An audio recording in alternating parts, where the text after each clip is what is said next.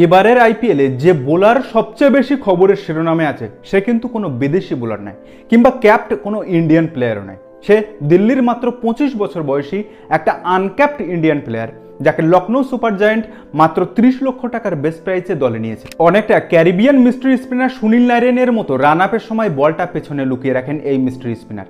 কিন্তু এই mystery spinner তার যতটা না বোলিং দক্ষতা কিংবা বোলিংয়ের কারণে খবরের শিরোনামে এসেছেন, তার চেয়ে বেশি শিরোনামে এসেছেন তার এই উইকেট সেলিব্রেশনের কারণে। মাত্র 25 বছর বয়সী এই দিগ্বেশ রাঠি দিল্লির হয়ে এখনো পর্যন্ত আইপিএলের আগে দুটি টি20 ম্যাচ খেলেছিলেন সৈয়দ মুস্তাক আলী ট্রফিতে, যেখানে দুটি ম্যাচে তিনি 3টি উইকেট নিয়েছিলেন। এবং এরপর লখনৌ সুপার জায়ান্টের হয়ে 5টি ম্যাচ খেলেছিলেন, যেখানে 7টি উইকেট এবং ইকোনমি রেট 7.75। এই মিস্ট্রি স্পিনার দিগ্বেশ রাঠির বোলিং যে কতটা ভালো সেটা কিন্তু বুঝিয়ে দিয়েছে কলকাতার বিপক্ষে এই হাই ভোল্টেজ একটা রান চেজের ম্যাচে।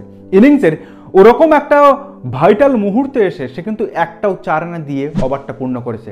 এবং যদি তার বোলিং কোটাটা পুরো দেখা যায়, সে কিন্তু ওই ম্যাচে একটাও ছক্কা খায়নি, যেখানে ছক্কার ফুল ঝুরিয়ে ছুটিয়েছে রাহানে থেকে শুরু করে নিকোলাস পুরান থেকে মিচেল মার্শ প্রত্যেকেই, কিন্তু সে কিন্তু একটাও ছক্কা খায়নি।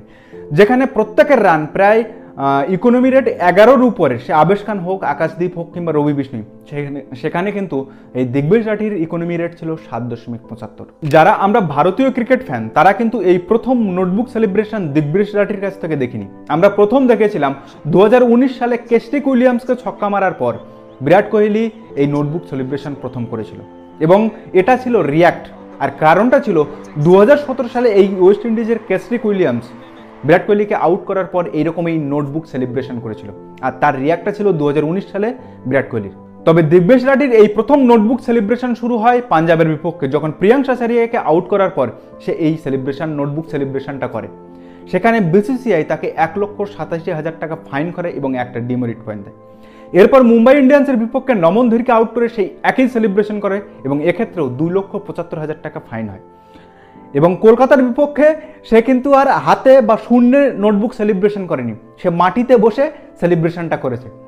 তো অলরেডি তার নামের পাশে 4টে ডিমেরিট পয়েন্ট যোগ হয়েছে, এবং আরও যদি একটা পয়েন্ট যোগ হয় এবং বিসিসিআই যদি তাকে আরও একটা ম্যাচে ফাইন করে, তবে দিগ্বেশ রাঠি টোটাল আইপিএল থেকে ব্যান হয়ে যাবে। এত ভালো এবং সুন্দর বোলিং করছে এই 25 বছরের ছেলেটা, সেখানে তার এই সেলিব্রেশনের কারণে ব্যান হওয়াটা যুক্তিযুক্ত নয়। তবে সেলিব্রেশনটাকে সে যদি আরও একটু সংযত করতে পারে, তবে হয়তো তার এই ব্যানটা উঠে যেতে পারে।